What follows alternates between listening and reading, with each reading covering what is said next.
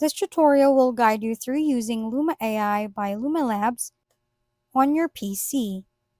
Let's begin by visiting the Luma AI website.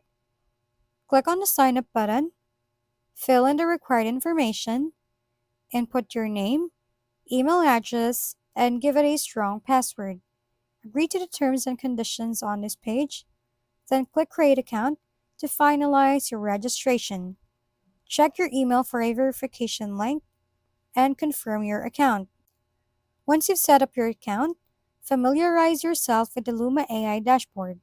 On the Home section, you can access your recent projects and quick links to tutorials. Now let's go on the Project tabs. In this section, you can create, manage, and view your AI projects. On the Resources over here, you can check out helpful guides and examples to maximize your use of Luma AI. Thank you for tuning in to App Mentor. If this video is helpful, please don't forget to like, hit the subscribe button, and leave a comment for any suggestions. See you on the next video!